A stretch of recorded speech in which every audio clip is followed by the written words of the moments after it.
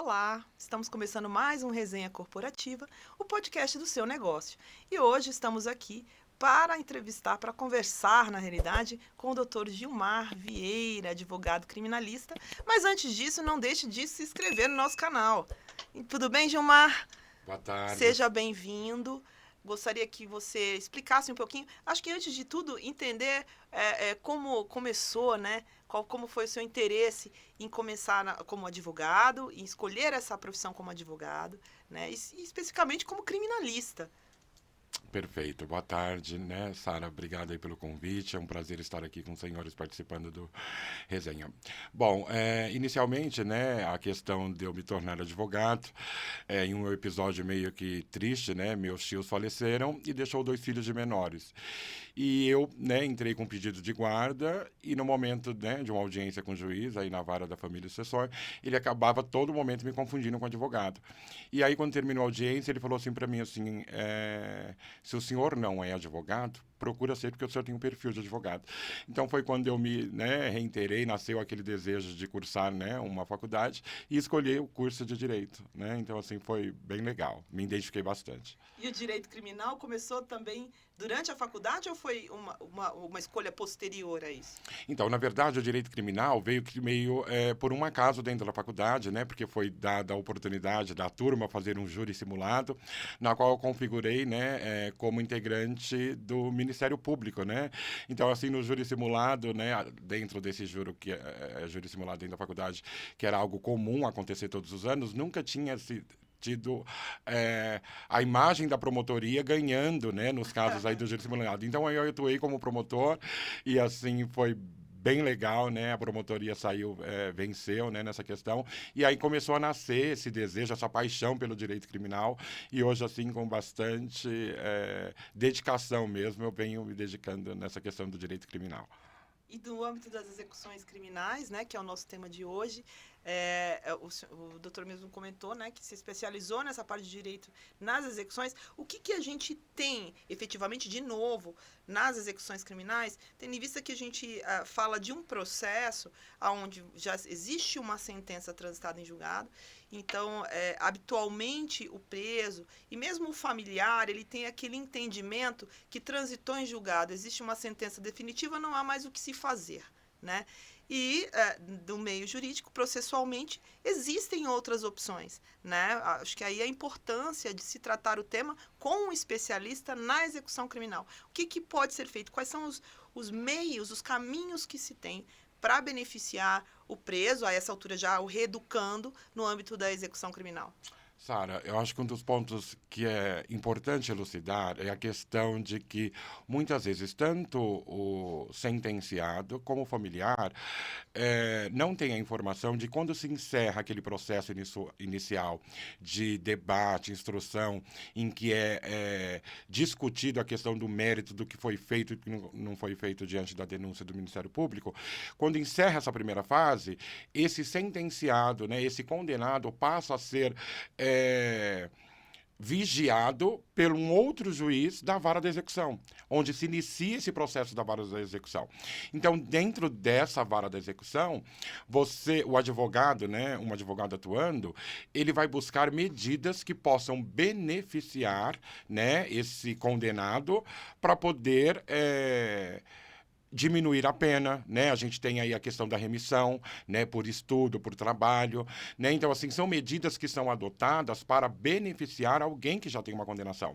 Haja vista também que é dentro do processo de execução que a gente trata da progressão de regime, né? Uma vez que, né, no nosso sistema penal brasileiro, essa progressão ela é feita por salto, né? Então, assim, inicialmente, quando a pessoa está reclusa no regime inicial fechado, ela pode, né, dentro, cumprindo, né, as exigências da lei, né, da lei de execução penal, ela pode progredir para o semiaberto, do semiaberto para o aberto. E dentro disso existem medidas, né, ressocializadoras que permitem com que o preso, né, o condenado, diminua essa pena. Então, assim, tanto pelo trabalho, por estudo. E sem contar que dentro dessas possibilidades, né, que beneficia, né, uma pessoa que já está condenada, quando existe esse pedido de progressão de regime, muitas vezes o Ministério Público pode vir a interferir no sentido de pedir exame criminológico, de pedir outras medidas, né, a fim de obstruir esse caminho que o advogado usa para poder beneficiar o preso. E aí, né, a importância de um advogado atuando no processo de execução, ele vai utilizar-se medidas, né, para poder reverter aquela situação e continuar beneficiando o preso. Porque o exame criminológico, ele continua sendo um problema, né? Assim, a gente percebe que muitas vezes são requeridos esses exames. Antigamente se falava em exame criminológico para condutas específicas. Hoje isso tem se estendido a diversos outros artigos, a diversas outras condenações, como uma medida de dificultar a progressão do regime. Até temos uma pauta aí que está muito sendo discutida com relação às saidinhas, né, também. Então, a gente percebe que a execução criminal passou a ser muito mais... precisa de mais atenção de um advogado, precisa muito mais de um advogado estar acompanhando do que simplesmente aguardar que chegue ao lapso para que a pessoa atinja um lapso para obter um benefício, né? Dentro dessa questão, o senhor estava falando até da questão das progressões, né? A gente tem as questões também de regressão dos regimes, né, que muitas vezes acontecem porque o próprio reeducando comete alguma falta disciplinar e aí dentro dos requisitos para se obter essa progressão você tem lá os objetivos subjetivos, aí você já não consegue porque os requisitos subjetivos já não foram atendidos, né? Quais os caminhos dentro de uma questão dessa para se evitar uma regressão ou como meio de defesa dentro do processo mesmo administrativo e disciplinar que pode influir diretamente na execução? Em que se pese, né, essa questão aí de que existe, né, também, além da progressão, a regressão, né, suponhamos que o condenado já esteja cumprindo pena no regime semiaberto, ele comete uma falta disciplinar de natureza grave, média, e aí vem uma condenação do juízo da vara da execução pedindo para ele regressar para o regime anterior.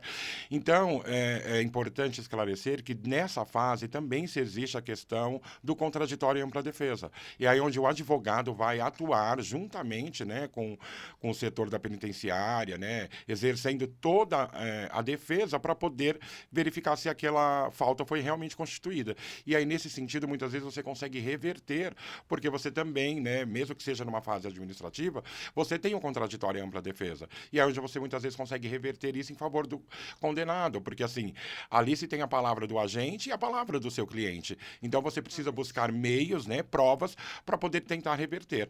Eu recentemente consegui, né, reverter situações assim, justamente porque não tinha esse acompanhamento do advogado, né? Se tinha a informação que ele foi acompanhado por um advogado da FUNAP, mas não foi exercido o contraditório, né? Então assim, foi amplamente não foi amplamente. E aí eu entrei com agravo e consegui absolver da falta, o que trouxe um enorme prejuízo, né, para o meu cliente, porque a sentença, né, foi determinada com que ele pudesse perder todos os dias já remidos e para poder progredir de regime a partir da data que ele cometeu a falta grave.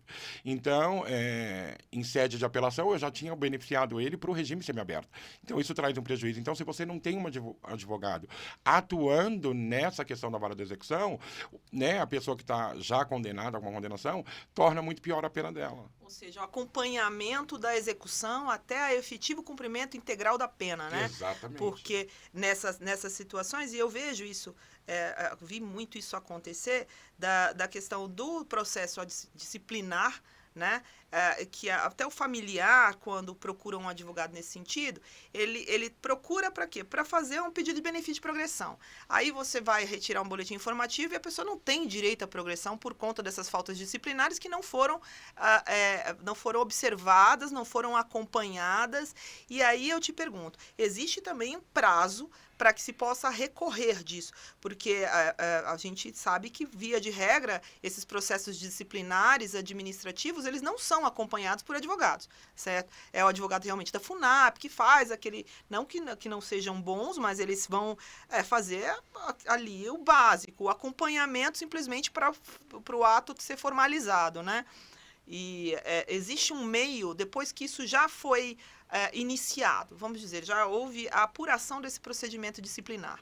Existe alguma forma de você reaver, de você buscar rever, né, na realidade, a condenação por aquela falta, que possa gerar ou já tenha gerado uma regressão de regime?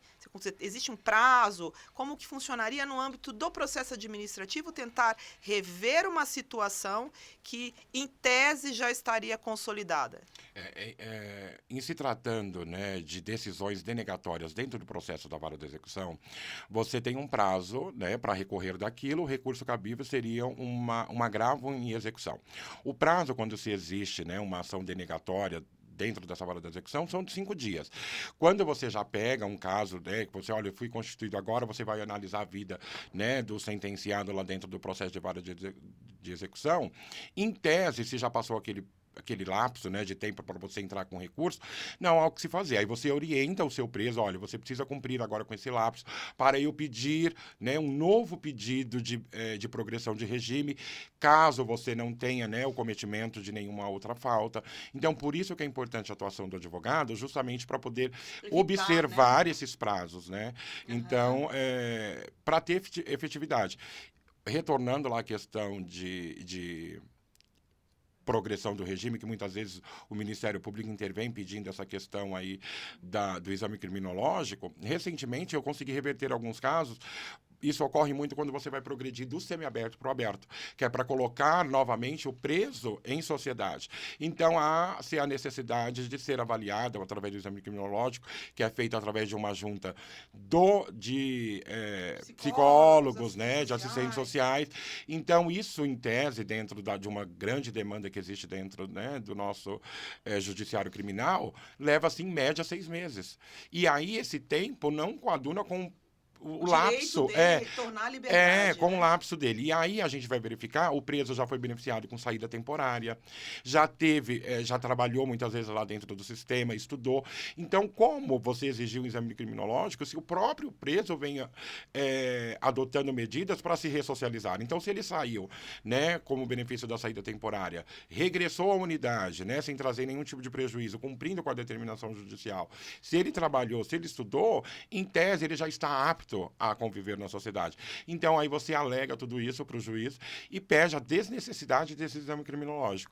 Eu, assim, tenho tido bastante efetividade nesse sentido, quando eu intervenho, né, alegando essas justificativas, né, e porque, assim, em tese, o exame criminológico é para atestar a conduta, né, do sentenciado, né, do reeducando, de que se ele está apto ou não.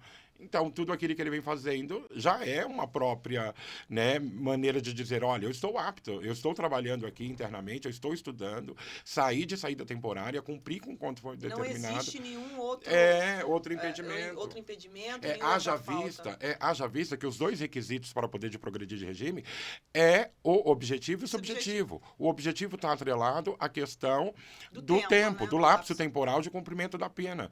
E o subjetivo é essa questão da conduta carcerária mesmo do preso, né? Se ele não tem o cometimento de nenhuma falta grave, né? Se ele realmente está se empenhado em cumprir com aquela pena conforme foi determinado lá atrás pelo juiz de primeiro grau. Muito bom. Bom, Gilmar, mais algum tema que você acha interessante, alguma coisa que você tenha se deparado dentro da execução penal que você queira relatar aqui pra gente? Olha, recentemente, longe aqui de mim trazer dados de cliente, enfim, recentemente eu tenho atuado numa questão de uma remissão atribuída pela nota do Enem. Né? Existem vários julgados aí que favorecem que, independente que a pessoa já tenha o ensino médio ou não, né, por conta do próprio reeducando buscar por si só maneiras de estudar, de buscar ensino dentro da unidade, isso pode ser beneficiado. Eu, recentemente, né, tive uma cliente, né, uma reeducanda, que prestou o exame do Enem e foi aprovada em 4 matérias, tirando nota superior do Q5, que é o que é exigido, né, dentro do próprio Enem, tirando 6,7, e só não teve a aprovação na matéria de matemática. E aí eu comuniquei, pedi a remissão por nota do Enem dentro da vara de execução. O Ministério Público interveio pedindo para ser indeferido porque ela não foi aprovada. E aí eu fui me manifestei novamente falando que ela deveria, né, fazia jus à remissão parcial. O juiz concordou com o Ministério Público e aí a decisão do juiz não restou terminativa, porque ele na fundamentação dele, ele falou: intime-se a unidade penitenciária para saber acerca do grau de estudo da sentenciada. E aí foi onde eu peguei uma brecha, porque quando eu fui verificar, já tinha passado os 5 dias do agravo de execução daquela pena, então, ou daquela decisão. Aí o que eu fiz? Tendo em vista que a decisão dele não foi terminativa, eu peticionei novamente nos autos, requerendo pudesse vir aos autos a questão acerca do grau de estudo, para poder gerar-se uma nova decisão do juiz e eu entrar com o agravo de instrumento. Na então, realidade, é o feeling da análise do processo, de encontrar brechas ali dentro do processo, e mesmo nas decisões judiciais, onde você consiga se apoiar e reverter uma situação que talvez não pudesse ser revertida. Exatamente. Então, eu busquei isso, porque assim, e tem vários julgados dizendo que a remissão parcial, né, por nota atribuída no Enem, tem que favorecer. Muito bom, Gilmar. E como faz, assim, se alguém quiser estar contratando seus serviços, está querendo verificar aí a condição, né, carcerária, a condição de execução de algum parente, de algum conhecido, como fazer para entrar em contato com o doutor também?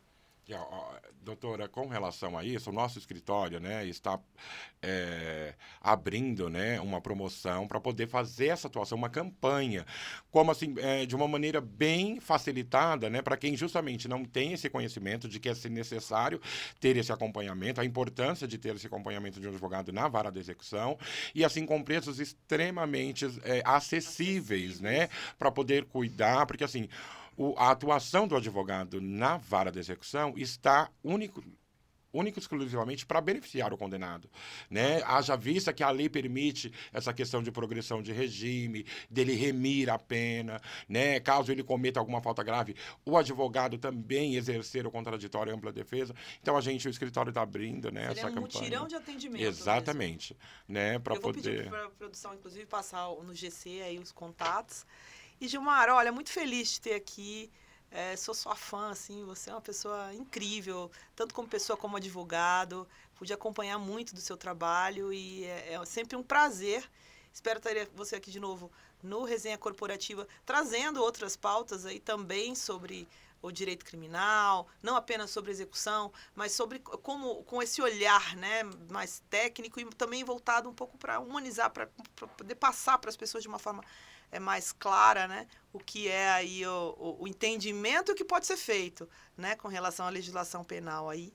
E muito bom ter você aqui. Sara, eu que agradeço o convite, é um prazer, né? Desde já eu já agradeço os futuros convites, será um prazer estarmos aqui juntos dialogando sobre um pouquinho dessa esfera, que até então é um pouco desconhecida, né, para as pessoas, e a gente está aqui com o intuito de auxiliar, né, e ajudar essas pessoas mesmo. Muito bom.